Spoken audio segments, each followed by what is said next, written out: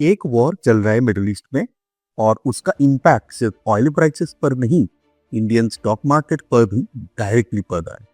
Last few weeks में Nifty 50 already approximately 8 to 10% correct कर चुका है। पर द रियल क्वेश्चन ये है, क्या ये क्रैश है या नेक्स्ट बुल रन का setup? Hi, I am Vineet Saxena, SEBI registered research analyst, और आज हम और आप मिलके एक मिथ को बर्स्ट करने वाले हैं इस वीडियो के थ्रू। चलिए शुरू करते हैं। समझने के लिए एक सिंपल चेन देखो।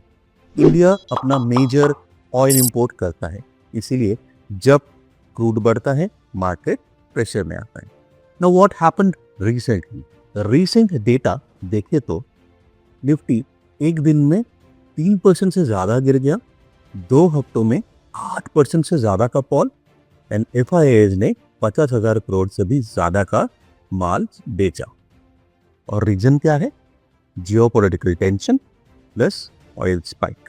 Now let's get a reality check for the last 25 years. अब सबसे इंपॉर्टेंट इनसाइट, लास्ट 20-25 ईयर्स में निफ्टी का बिहेवियर क्या रहा है? रिसर्च के according average intra year decline 18.5% रहा है। Highest intra year fall 59.86% in 2008 रहा है, and lowest intra year fall 4.11% in 2017 रहा है।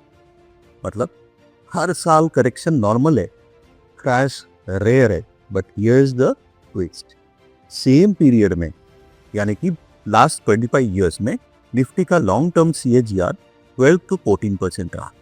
मतलब मार्केट गिरता है फिर रिकवर करता है और न्यू हाइज भी बनाता है। Volatility is temporary, compounding is permanent. तो why markets fall during wars? War का इम्पैक्ट 3 जगह पड़ता है। First oil prices, next is currency, rupee weak होता है, and number 3 is FII inflows. और ये तीनों मिलकर क्रिएट करते हैं क्या? Short term panic and long term opportunity. Smart money क्या कर रहा है? रिटेल पैनिक करता है, and as usual smart money accumulate करता है। हिस्ट्री देखो, 2008 क्रैश के बाद मल्टी बैगर रैली मिलता है। 2020 का crash is followed by fastest bull run. Same pattern repeat होता है। Where should investors invest now? That is the biggest question. तो number 1, say index investing, that is the safe place. सबसे simple strategy, Nifty 20, low cost, diversify, long term compounding. Number 2 is gold ETFs, hedge play. War time में सबसे important asset that is gold ETF। Reason क्या है?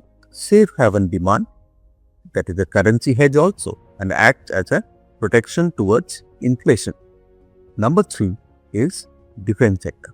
War का biggest beneficiary defence sector के कुछ companies जैसे data patterns, Bharat dynamics and Bharat electronics. Government spending ऊपर होता है, which gives a clear visibility to its order book.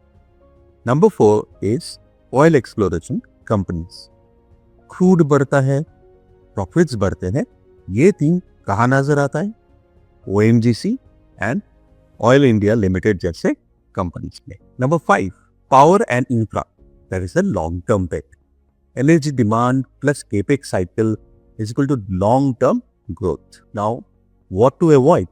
इस फेज में क्या अवॉइड करो? Avoid those companies that are highly leveraged, overvalued mid caps, and don't chase momentums. Where to focus? Quality, cash flow and strong balance sheet. तो what should be your strategy? इस market में 3 strategies काम करती है। Number 1, SIP और which you call staggered buying.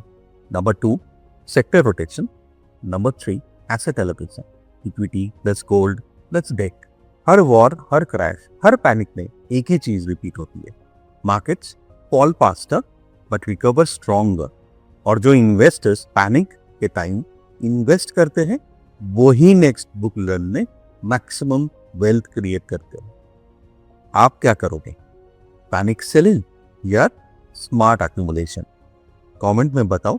और अगर आपको ऐसे ही रिसर्च बेस्ड इंसाइट्स चाहिए, चैनल सब्सक्राइब जरूर करना और वीडियो को लाइक करना मत भूलना।